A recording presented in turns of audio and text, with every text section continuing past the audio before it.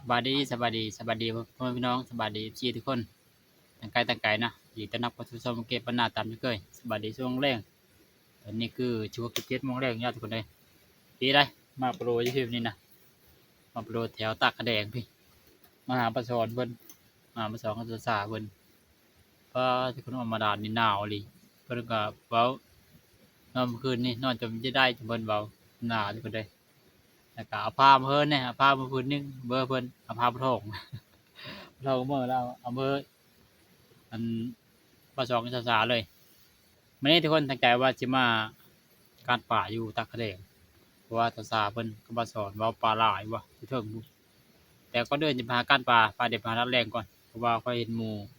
ความทางมาเมื่อกี้นี่ขี่จักรมากินนะมาอันเดียวมัดผ่านต้นประเภท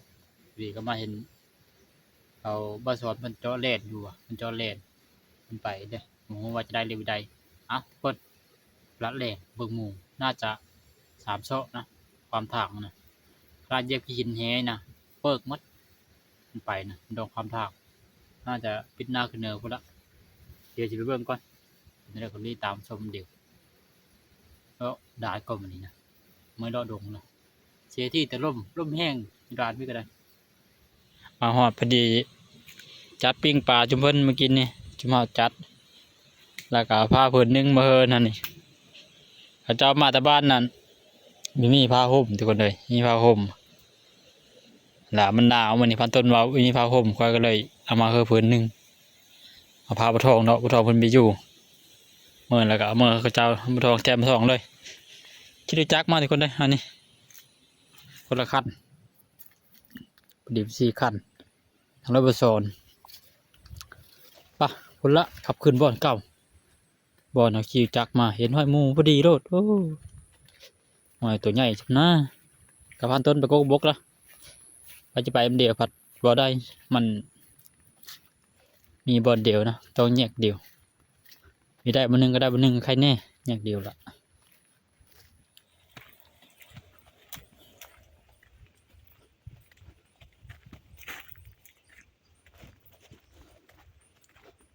เราตามร้านเราเบิกก่อนช่วงนี้มันเอาอาหารดุดกินจิโดหมูป่านะ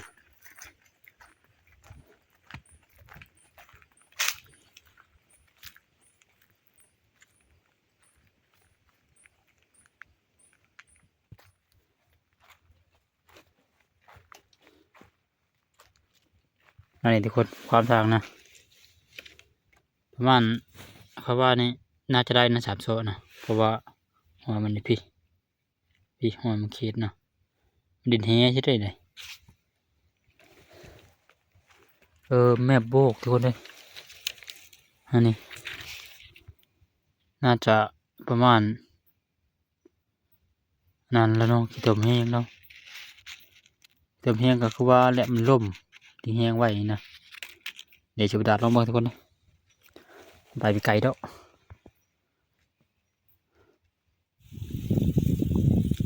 บัดนี้เราแหล่นี่ก่อนเมื่อกี้ทางเห็นหอยพาดเนี่ยนะแล้วก็หอยหมูเนี่ยน่าจะปิ่นจะดงเดียวแล้วเพราะว่าแถวนี้มันไม่มีแหล่ใหญ่มีแต่บนเดียวนี่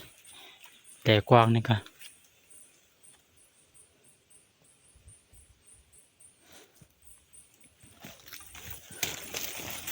ก็ประมาณ100 ชั่วโมงนึงนะประมาณ100นะมันค้ำแล้วก็มันนี่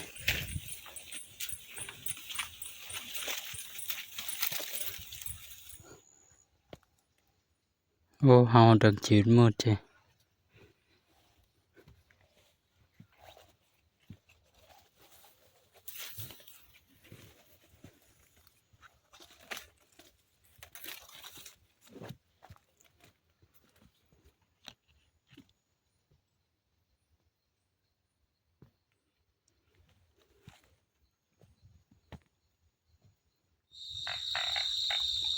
ทำมาติดตาดีกว่าเลย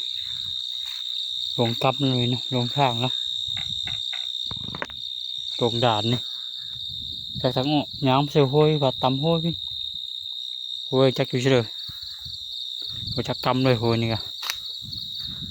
ย้ำมาลงด่านนี่มาแต่หึงนั่นลงโด ยวบนหนาห้องมันนี่อืม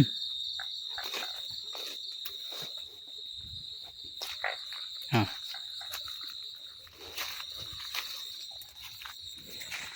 อันนั้นทุกคนมันเริ่มหนาวแล้วลักเทียบบนหนาในห้องนะเห็นแล้วทุกคนเห็นทางออกแล้วมันนี่ฮอตพี่โอ้ขึ้นป่ายห้วยพุ่งพ่อแล้วยังลงนะเรามาไกลเติบไม่เห็นทางเทียบบนหนาวไปจับเลยไม่เยอะเลยมันเขามีลายเปลืองทะเลดึกเบิ่งนะจำแจ้งจะว่าห้องลายก็ไปจับ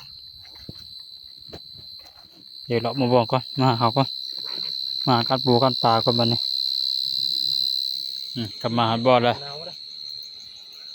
เจ้าชอนแล่นจ้ะนะ โอ้ยบุตรกินตัว กิโลเดียวละ เล่นเตะก็ชับแต่เป็นเวทมันก็เจาะขี้จนค มีได้แล่นจิโก้ ำมามีแล่นรถบ้า แต่เดี๋ยวติกลับเนาะ นายแต่นี่แล่นนี่ โอ้อันนี้เจอวานดอกคักดอกเจอตัวแรกมันเจอที่กระเตะเนาะ ชื่อเวทนี่เฮ้ยชื่อว่าง เจอแต่เช้ามันตื้อเลยคักเดี๋ยวไปหาปลาก่อนทุกคนเลยเดี๋ยว บ้านวิ่งขับมาสิบ้าน ทุกคนพาเดี๋ยวมาแล้วหาปลากันได้ปีงละหนาวกละปีงย่างเต็มตัวไฟยังเข้าไปนำ เอาเอา พาเดี๋ยวเราจกพี่ทีมงานเขาก็ได้ เมื่อลาวหมูเลยบ่ท่าน มาหาเชื่อมองกินปลาก่อน มาหากินปลาแล้วมาชนพี่โรด มาไม่พออีหมู ให้มากินแก้วตาม โอ้ไปพอได้อย่างพอได้ ว่าเขาได้เช้านี่เยอะ ปลาซิวที่มันมันน่ะเลย ปรับไม้ชิปแล้วปิ้งปิ้งปิ้งอีสองปิ้งปลาซิวนะการในชุบมาเลยดิ เอาทุกคนขอตัดภาพไม่มือสาวทุกคนเลยคืนนี้ไปพาท้องอยู่ปลากระแดงนำมาชนแล้วก็เพิ่นมานำด้วยเมื่อคืนนี้นะ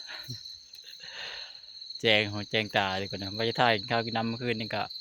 มันนั่นมันนี่มีกองมันมีแจงดีกว่าในถ่ายยะเนี่ยก็เลยไปถ่ายพี่น้องเบิ่งขอตัดภาพไม่มือเสาเดี๋ยวออกมาอยู่หากินก่อนเช้าวันนี้ก็ได้ร่มแต่เช้าเลยร่มรัดเช้าเลยวันนี้ว้าตัวอากาศเย็นหนาวคือเก่าเมื่อคืนนี้ก็ได้แต่ว่าเพมันมาตะบิดเนี่ยหนาวแห้งร่มก็แห้งวันนี้นี่ใครอยู่ว่าสิไปเบิ่งชมต้นมะเขือก่อนเช้าวันนี้ไปทุกคนหากินก่อนวันนี้นี่เป็นมื้อสุดท้ายได้ของการอยู่ป่านะแดดแต่ละคืนหนาวออกไปกะ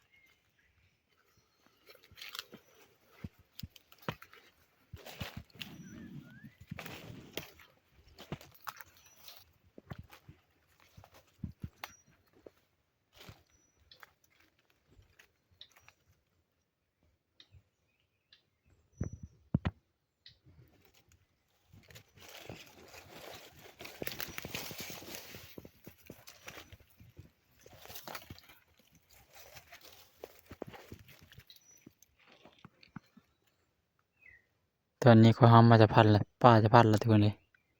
ป้าจะพันใหญ่นี่เอาเบิ่งหมูเลย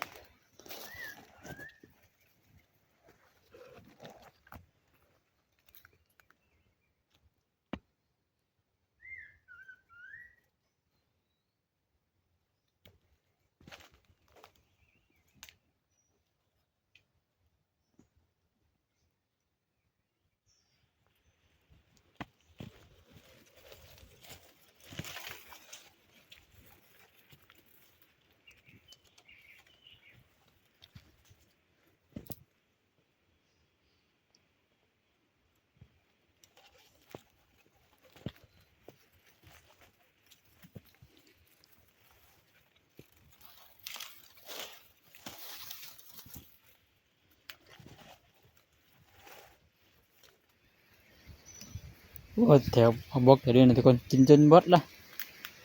มาบ่เลยกับพี่ทันมาบ่เลยกับพี่ทันเห็นแล้วบ่มากินของกองอยู่โลดมัดคักแหน่อะไรวันนี้นะก็เหาะกระลายมันนะแต่มาวันนี้โอ้จะเป็นนะเด้อแม้แต่ก็เหาะตัวหนึงยังไม่เห็นเป็นน้ำร่มมีคนเดียวไม่เห็นน้ำร่มไม่ละร่มหมดแท้ร่มว่าทั้งเนี้ยหมูมากินจงเก๊กมัดแถวนี้โพดนี่ก็ได้ตัวหมูก็แม่นตัวน้อยนี่ซักดินลงนะโอ้ตัวน้อยครับบ่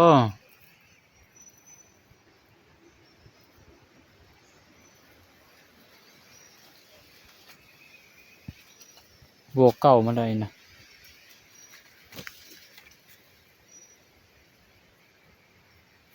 ดูจงเก้งทุกคนดูนี่นะจงเก้งมัด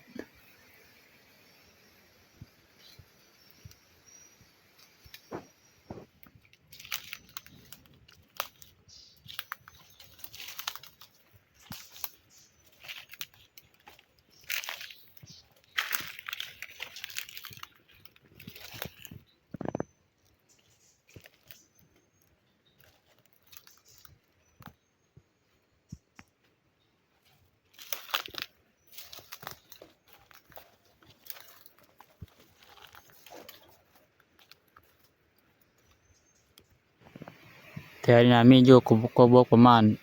2ก๊กทุกคนเลยก๊กนี่แล้วก็ก๊กอยู่ไหนนี่มันมีอันเลยจักอันมันเฮ็ดนะคอยไปได้มาเบิ่งแต่เฮิงแล้วอันนี้ครบแต่ครบหมุนไปนั่นมันนี่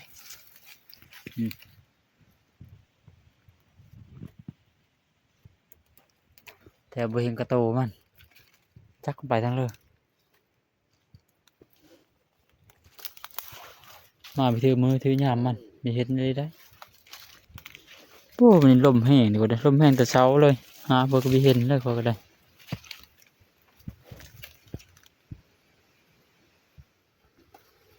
ก็เดี๋ยวทุกคนเอ้ยครั้งแรกแล้วคอยนี่เคยเห็นแบบนี้นี่ครั้งแรกในชีวิตเลย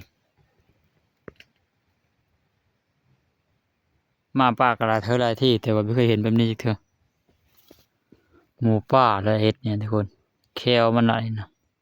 มันเอาแควมันซิดมันผลแควมันแฮวมันนำเห็ดนะชุบจับมันสีอย่างแล้วก็ผลแฮวมันถามมันนี่อันนี้เคยบอก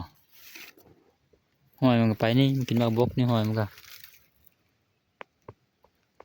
ทัวร์ได้แต่อันนี้คอยไปได้มาแต่หึงเดียวหากินบกในนี่แบบนี้ก็มีเดี๋ยวเคยได้ยินได้ทุนเลยครูหมู่เบาว่าหมูป่าผลแฮวเชื่อต้นไม้นี่นะหาเคยเห็นเดี๋ยวนี้ก็ชุดเปกทุกคนเลยอันนี้ก็มีก็น่าจะบักตีนกดนะเพราะว่าเห็นหอยมันเฮามาไหนนี่แล้วก็กินโกบกนี่หอยมันนะไปเห็นนะแม้นแล้วบักตีนกดนี่นะตัวอื่นไม่มีเนาะเขตนี่นะ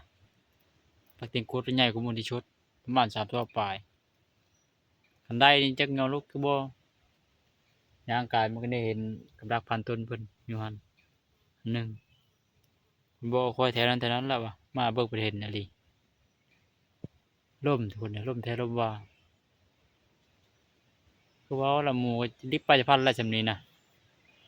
คันเจอก็ดิบแล้วมันก็ได้คนรอบไปหน้าพี่ตอนนี้อยู่กลางป่าจะพันใหญ่พี่ตัวนี้นะยังต้องออกไปได้อยู่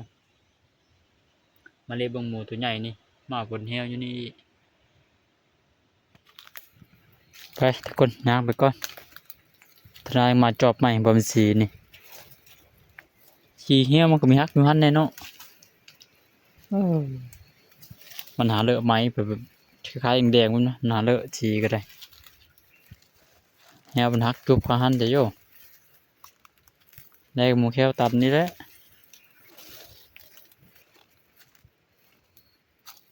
ได้แควบ่ตัดเลยยังหักง่ายก็ได้เชื่อ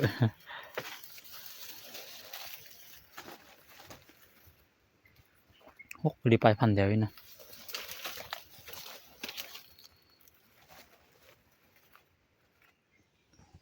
น่าจะได้คนนำกินก็อยู่นี่ดูปะเนี่ยอย่าบันนี้มันนาง่ายไม่ทันน้องล่างเราห้องไหนบนนะ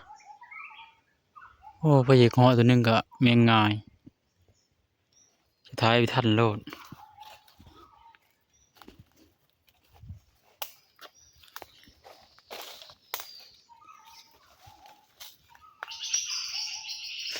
โอ้นกเขาไปละโอ้เสียดายดิไม่เห็นมัน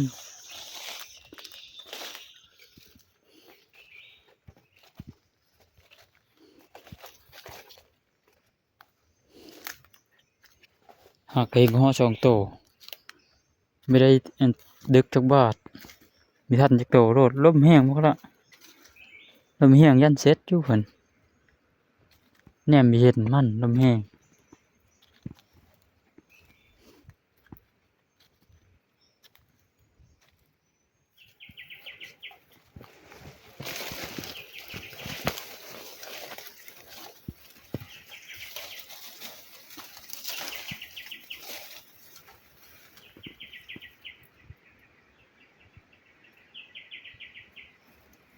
วันนี้มีลมอยู่พอได้กินอยู่แล้วห่อกะนี่ห่อตัวนึงก็บ่เห็นมันบ่ได้เห็นอยู่แต่ไม่ได้โอ้ลมดีรอลมทุกคนเป็นที่ย่านไม้หักทับเจ้ากับว่าญาตินะ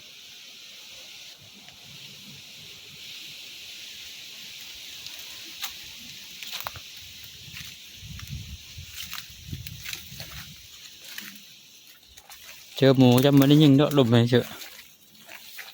ลมเปิ้งเพราะไปข้างเดียวเจอได้ยิงโดน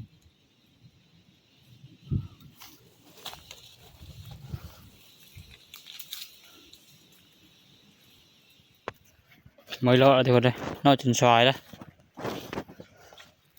เดี๋ยวเมืองกับบอลก่อนมีพอไปเลยโลดป้าตัวให้หมูให้ไหมก็บ่มีเลยเป็นน้ำดินแห้งนี่ไปจักเลย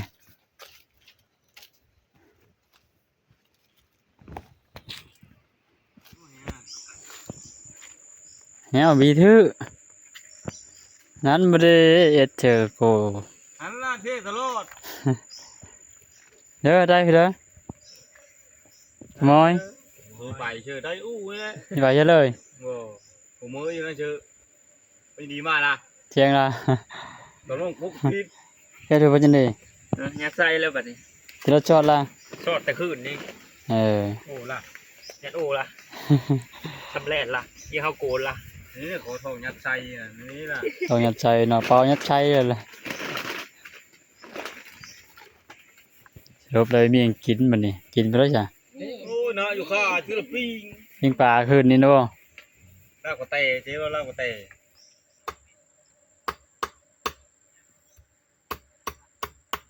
หาตัวเชฟเลย นี่นะทุกคนเมนูอาหารกะหาแล้วตัวแสบหน่อยหาปลานี่ ตัวมันเชฟมัน โอ้ปิ้งปลาซับลาบเตรียมเตาไผ่มาเจอกับปลาสดมันเฮ็ดนี่ปลาซิวทั้งหมัด มันดีมันจำหายปลาชิวเข้าไอ้น้อง ได้ปลาแล้วทุกคนเลยได้กินเช้ามันนี้นะ มันนี่ปลาน้อยธรรมดามันใหญ่อยู่อ่ะ มีแล้วบ้านเฮาเจอ มันนะเหรอพันตั้งห้าอะไร เมื่อปล่อยแต่บ้านไปเลยเนาะ ก็จะให้มันเนาะลูกคู่จำไหม ทุกคนเรากินน้ำมันนี่จำไหมจำรสทิศเดี๋ยวนะ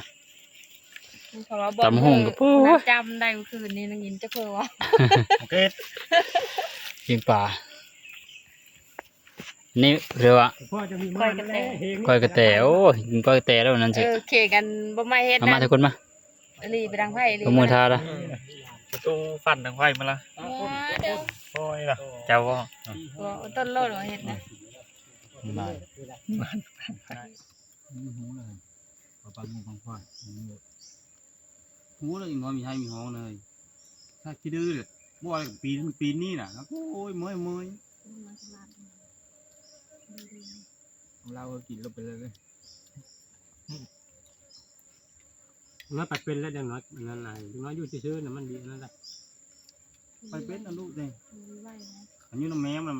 ได้ต้องแอวอีน้อยนะยืมเตียงขึ้นบ้าน พินน่ะตอนยัง มัน น้อ ยื ย น น่ะ นอน ตั้งเชื่ออยู่หั่นเอ็ดโหอ้อมมาแล้ว มันนอนรับปะมันนอนรับปะ แต่มันเยอะมากกันไม่ว่างไม่ไหวนะแบบความผิดของมันนะว่าคุณน้องว่าแบบเอ็ดโหนี่ลมโหยัดเฮาเดี๋ยวมันเลยปีนได้ปีนมันเห็ดไต่ขึ้นย่อยๆกระดาษมือหน่อยนะกู้มาตลอด นี่น้อยข้านเป็นนี่เอาเนี่ยกับเพื่อนมีเพื่อนได้มีเจ้ามีมัน เพราะว่ามีกาอุ้มมีหนวดย่างกระดูกฮะมีกาจับเดี๋ยวก่อนนะมีเคยจับเป็นหน่วย มาลูกเจ้าของนี่แหละ มีกา หิว โยนทองคำโยนเขาไม่เคยอุ้มนะย่างกระดูกฮะ อ่อนเลย อู้มันเป็นมันเด้ออาบน้ำมันนั่นปะแค่หลุดมือนั่นน้อยนึง ก็เอามือเลยสบายดูจับเบื้องเดียวนั่นจับเบื้องเดียวแล้วก็จับเอิกมันเอาหลังนะ มันจะไม่ก็ไม่ ไม่ เท่า เท่าเลยก่อนที่อันน้ำให้ลูกเลย บ้าไม่เอาอ่าให้อยู่ท อันนี้จะ อ้าวไม่ด้วยเลย มีกาจับเลย ทุกคนเจ้ากินน้ำยาก็พาเด็กกับเพื่อนเก็บของมาละของอยู่ของกินเมื่อฟักเรากับโกมีอยู่ แต่ป่ามีหลายไปเลยก็จะรักกันนี่ฝากพี่ตอนน้องมาลงวันนี้เลยขอมกใจพี่น้องอะไรเอฟจีทุกคนทุกท่านที่เกียรติตามรับชมบอกมันในคลิปหน้าไม่ลาไปก่อนสวัสดี